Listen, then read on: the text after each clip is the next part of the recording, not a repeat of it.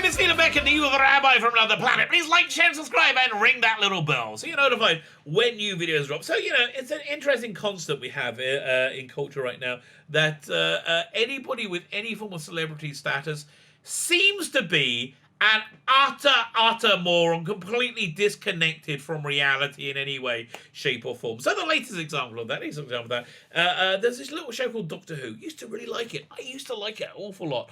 Last couple of years, not been so good. It's been kind of boring and preachy and bland. They brought in a lady Doctor Who, which I was kind of on board for. But when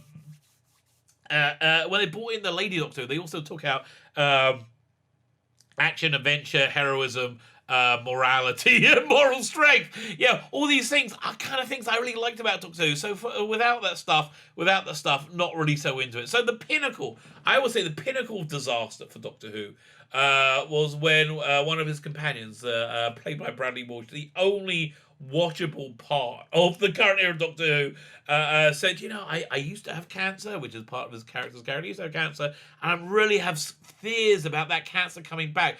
Doctor, can you inspire me? Can you lift me up? And can you help me, work through this, this fear? And the doctor's like, no, I can't do that. I'm a bit socially awkward. I'm just going to walk over here. It was the worst part of Doctor Who that has ever been. For me, that's the thing that really broke. It's over. I mean, I stopped watching it. I would have stopped watching it by a few episodes earlier with this episode called Awful 55, because it was just so bad, just so painfully preachy and bad and boring all at the same time. I kept watching it so I could do reviews of it, and it's painful, right? Absolutely, absolutely painful.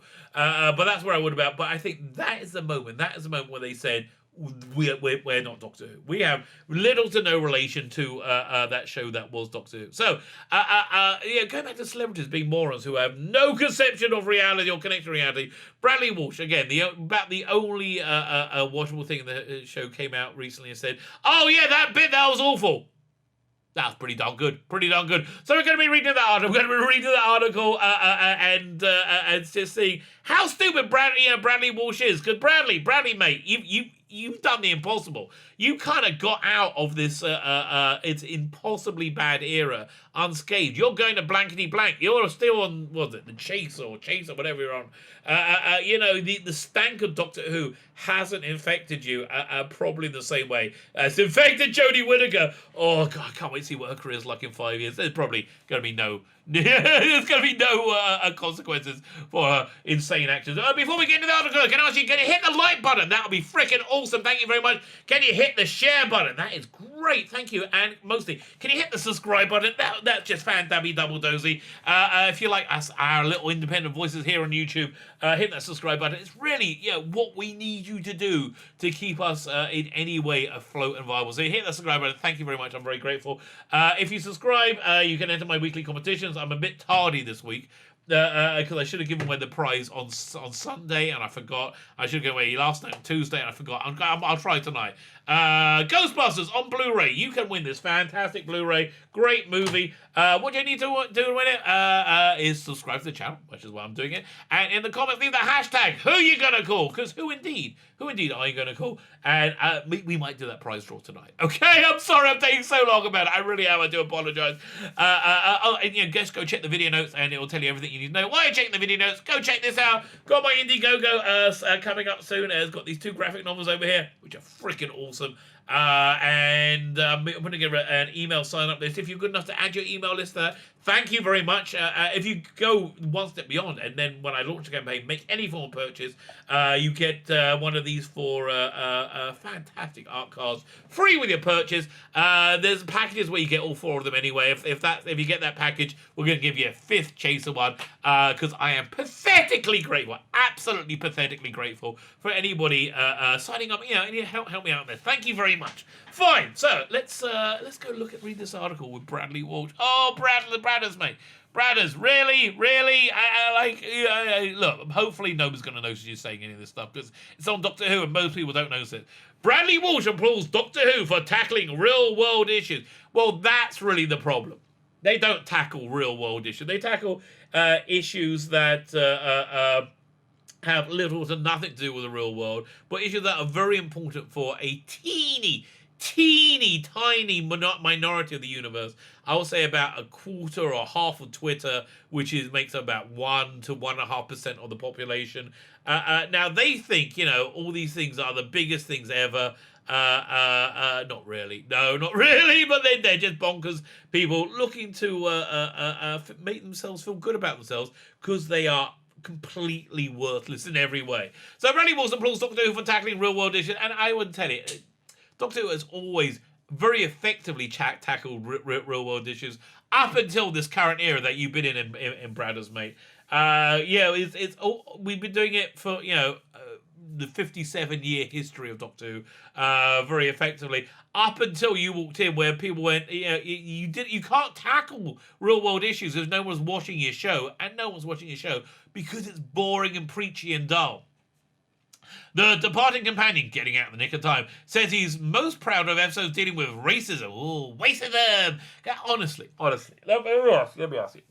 Does anybody watching this video know anybody goes, oh, that person's got different colour skin than me? Let's go. Let's be more specific. And everybody goes, oh, that person's got dark skin. Don't like them because of that. I mean, who walks around espousing racism in 2020? Nobody walked around doing it in 1990, like 1985. I remember. Like I must have been at 16, 17, right? And the first time I actually met a real racist, I was in a cafe in London, and this guy comes in with his girlfriend, and the girlfriend, he starts talking about how black people are taking over, and it's like the real racist stuff, right? And his girlfriend was like, it's all true, it's true. And I was like, and it stuck out in my mind because it was so rare. And that was in 85, 86, right? It was so rare. I can't imagine anybody feels this way as well. Pollution, no. These are all things just to make you, what's the word? They're like purse puppy causes where you can walk around and show off how good you are. Look at me, I worry about pollution and mental health things. Blimey, I would say your Doctor Who has attracts people with genuine mental health issues, right? There's this weird group out there that can't stand anybody not liking this era of Doctor Who. And they I would say they have mental health issues. I did a video beginning this week when I read from a psychology magazine, which seemed to describe them completely. And then they all reacted in exactly the way you would expect crazy people to react. Bradley Walsh is set to depart Doctor Who. Get out, mate! Run while you can! In the upcoming festive special, The Evolution of the Daleks. With his character Graham confirmed to be leaving the sci-fi drama behind alongside on-screen grandson Ryan played by Tosin Cole. Now, the crazy people, by the way, who the mentally ill people who are attracted to this era of Doctor Who, when that rumour was floated about a year ago, it was like maybe less, more around there, they went insane because they're crazy people, right? They have mental health issues. I mean, I guess the way you're tackling it is by getting people with mental health issues and bringing them all together. Is that really? I guess. We're trying to round you guys up. And with the time and TARDIS... Oh, this is by Hugh Fullerton. Oh, I just noticed. Hugh Fullerton, the Shillia Shills. We love Hugh Fullerton. Paid in shillings. Love to get you getting on my channel sometime. That will be hilarious. Redonkulous. And with the time and TARDIS behind him, Bradley Walsh has found himself in a nostalgic mood, revealing that his proudest moments of the BBC series were when the team tackled social and environmental issues. These are the episodes that really did the poorest, right? These are the episodes that everybody went, ugh, it's terrible. Including episodes around racism, climate change, and personal health. Oh God, yeah. Listen, I get like the mentally ill people really like Greta Thunberg, right? They love Greta Thunberg. They think she's stunning and freaking brave. No, she's a child with mental disorders. Yeah, she has occasional muteness. That's not good. Okay, that's not good. That doesn't mean you're doing well when you have occasional muteness. That doesn't mean that's somebody you really go, oh yeah, I want to follow that brain trust. But they all do, because she just says what they want to hear, and that's really what everything is based around. Racism, climate change, and personal health. When they address personal health, Bonnie Langford did a bit. Yeah, characters. Okay, whatever. We on the show have carried through global issues. Yes, this insanity hasn't been infecting the entire globe. Yeah, you have the piss babies on Twitter are all around the world. That's absolutely true. It's been a narrative of almost every single episode. We know, bloody Walsh. Walsh told it. Yes, we know. It's not like it's been subtle. Really, we're like, oh. Who knew? Whether it's Rosa Parks. Oh, what? That talks about. What's that talking about? Is that talking about climate change? No. Is that talking about racism? With that completely believable villain who came along and said, "You people have got a bit above yourself." Okay, we got it. Whatever. So fine. And honestly, the whole thing was it was stopping Rosa Parks being told to move, and so she would refuse. If that didn't happen, then something else would have done. It was at that moment that flashpoint was coming. It just needed the one thing. If that didn't happen, there was another 30 things that would have happened. Whether the Rosa Parks or the Plastics episode, oh god, the Plastics episode also had this like really weird LGBTQ plus thing in it where you had like these two characters who were clearly heterosexual. Well, one was clearly heterosexual, although one didn't really see much of. They didn't seem very gay. Saying, "Oh look, we're madly gay men being gays." Like, look, this will be impressive if it was EastEnders in 1981. In 2020, you seem a little bit out of date. Whatever it is, the whole narrative through the city, we know. Try telling a story, moron. Oh, in particular, Walsh highlighted the 2018 episode Rosa. Yes, that episode was done to make you feel stunning and brave about yourself. Right. Once you look at it, wasn't very good. Boring villain. Didn't really make much sense. The woman played Rosa was pretty good. And I like they had Martin Luther King in it, who I believe one of the greatest... I was going to say greatest Americans, one of the greatest human beings. I really do. You know, I think his assassination robbed America of probably one of the greatest presidents of all time. But yeah, everything happens the way it's supposed to happen. Which dealt with race in a historical setting, but really it will say what we're talking about today, because waste is so everywhere. I mean, like, these crazy mentally ill people really believes that there is racism everywhere in every part of society, and waste is out of control, and because they're insane. Dealt with the issue in a historical setting. As one of the episodes he's most proud of during the time of the show, and credited both showrunner Christian one, lead actor. I just did a video about Elliot Page, and the person wrote the article kept misgendering him, calling him like actress. Like I don't think you're allowed to use the word actress anymore. I think, but they get it right for Jodie Whittaker. Oh, that's weird. And the lead actor, Jodie Whittaker, with helping bring these important stories to light. Well, she was in it, I guess, and she was awful in it, right? We didn't realize how bad she was going to be at that point.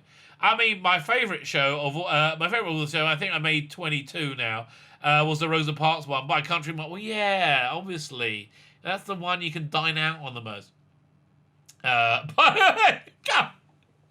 I was watching an aside. I was watching was it Behind the Sofa, the DVD and the Blu-ray extra where people watch like you get like an abridged version of the story with people watching it on a sofa, and they had Tom Baker watching it with Elizabeth Sladen's daughter and Philip Hinchcliffe. He was watching Genesis of the Daleks, and when Peter Miles came up, he just went on this rant for like a few minutes saying, "Oh, he dined out on that for years, Peter Miles," which is what I think Bradley was. He dined out on the Rose episode. Dined out on that for years. Still has a costume, they say. He wears walks up and down the Strand. It just goes on. If you have the season 12 Blu-ray, it's worth checking that out. But yeah, I understand Bradley. You got to go to many dinners and feel very stunning and brave and proud. But that's why you say that was a good one. Her compassion, her thoughts, and the way she lives her life in every day comes across stream, and she's a very compassionate woman. Are we talking about Rosa right now? Or are we talking about Jodie Whittaker? If she's compassionate, she'll quit the bloody role and put the British public out of their bloody misery. Have you not seen what the ratings were like? The ratings aren't in the toilet because you're doing well. The ratings are in the toilet because you're making everybody miserable. Have some compassion, woman, and go. Go and do something you can do, which I think you're probably above soap opera level, but not that much. Mandy, okay, darling, go back to Hollyoaks. That's your level. She really is, and humanity and everything is off the radar. Okay, she may be the most wonderful human being ever. If we're talking about Jodie Whittaker, she may be one of the most wonderful human beings ever. I have no idea. Maybe, yeah. Listen, I hear Chris Chibnall's very, very nice. I heard from somebody who actually knows and said he's an incredibly nice guy. Go figure, I can't believe that. But anyway, that doesn't really matter. She still has no idea how to play this role or what the character is or care for it in any way whatsoever. Walsh also praised the way the series had depicted his character's grave cancer worries and mental health issues in general. That part where you ask for help, nearly put me in the psych ward. Okay, that wasn't good. You're not helping anybody's mental health issues there. Telling us that he felt the story needed to be told. What story? That you said you needed help and the doctor said no. Why? The doctor was a hero until Jodie Whittaker came along. Despite some criticism where one scene where Jodie Whittaker's doctor was unable to, that one I've been mentioning, comforting his fears of disease. Did he talk about that? You want to portray a story and people that have something in common with people that are watching the show, Walsh explained. Okay, but you want your hero to be heroic, right? To be better, not to be like one of the ordinary. You want to be something you can aspire to. So whether it's a cancer issue, whether it's mental health or a fear of spiders, you've got to deal with it in such a compassionate way as well. What is this word compassionate? Was that like when you got your Christmas cracker word of the week? Clearly Walsh has a lot to be proud of when he bids farewell to Doctor Who this winter. Other than getting, what's he going to be proud of? I mean, like the destruction of the wholesale destruction of a beloved British property. I'm trying to say British franchise. Fingers crossed he won't be too gutted to see it carry on without it. Listen, I won't be too gutted to see him carry on without him, but I will be pretty gutted to see it carry on with Chibnall and Whittaker. Even just Chibnall in place. Freaking useless. They're freaking useless. So there you go, Bradley Walsh. Show you once again that celebrities say the darndest and stupidest things completely detached from reality in any way, shape, or form. My name is Celia Beck, the Rabbi from another planet. Please like, share, and subscribe, and ring the little bell so you're notified when new videos drop.